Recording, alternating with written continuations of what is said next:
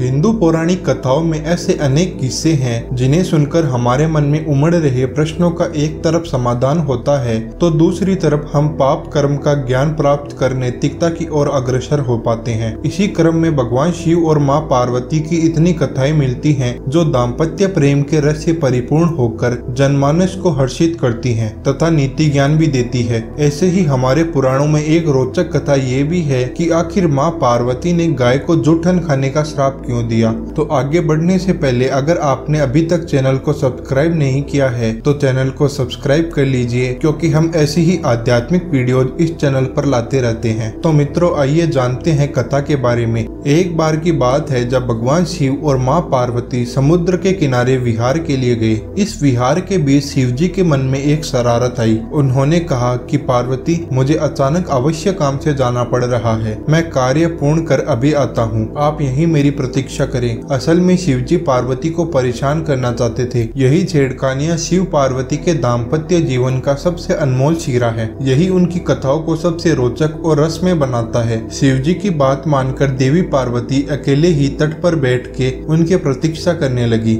इस तरह शाम हो गई। उस दिन तीज थी। जब रात तक शिव जी न लौटे तो देवी पार्वती ने तट पर ही रेत के शिवलिंग का निर्माण किया और आसपास उपलब्ध पूजन सामग्री से रात भर शिव जी का निर्जला उपवास किया। शिव जी सूक्ष्म रूप में वहीं उपस्थित थे और हर गतिविधि के साक्षी थे। सुबह होने पर पार्वती ने समुद्र में रेत के शिवलिंग और पूजन सामग्री का विसर्जन कर दिया। इसके थोड़ी ही देर बाद शिव जी प्रकट हो गए और बोलने लगे कि पार्वती, आपने कल तीज की तिथि पर मेरी पूजा नहीं की। पार्वती जी ने कहा कि मैंने पूजा की है और अभी सामग्री विसर्जित की है। शिव जी अभी भी पार्वती के साथ और ठिठोली करना चाहते थे। उन्होंने कहा कि पार्वती, मुझे तो पूजा का कोई चिन्ह दिखाई नहीं देता, अगर आपने पूजा की है तो प्रमाण दीजिए। अब तक माँ पार्वती भी समझ चुकी थी कि भगवान शिव उन्हें जानबूझकर सता रहे हैं, क्योंकि जो जगत की हर घटना का साक्षी है उसे प्रमाण की क्या आवश्यकता है। शिव जी की बात सुनकर माता पार्वती ने आसपास देखा। उन्हें एक गाय खड़ी दिखाई दी। उन्होंने शिव जी से कहा कि यह गाय मेरी साक्षी है, मेरे पूजा करते समय यह उपस्थित थी। शिव जी ने गाय से पूछा कि क्या पार्वती ने पूजा की है, तो गाय ने नाम में सिर हिला दिया। तब शिव जी ने कहा, पार्वती, आप असत्य कह रही हैं, गाय ने आपकी गवाही नहीं दी। शिव जी के सामने स्वयं का अकारण झूठा साबित होना पार्वती सहन नहीं कर पाई, तो उन्होंने उसी वक्त गाय को श्राप दे दिया कि तू दिव्य जन्मा है, जगत कल्याण के लिए प्रकट हुई है, इसलिए जनहित के लिए तेरे गुण यथावत रहेंगे, किंतु जिस मुंह से तूने झूठ बोला है उसे दंड भुगतना होगा। झूठ बोलने के कारण अब से जूठन ही तेरा आहार होगा। इस तरह झूठ बोलने से गौमाता क्रोध की बागी बनी और आज तक वो अच्छा भोजन प्राप्त होने के बावजूद जूठन खाने के लिए बाध्य है। यह कथा हमें बताती है कि असत्य वचनों के कितने गंभीर परिणाम हो सकते हैं।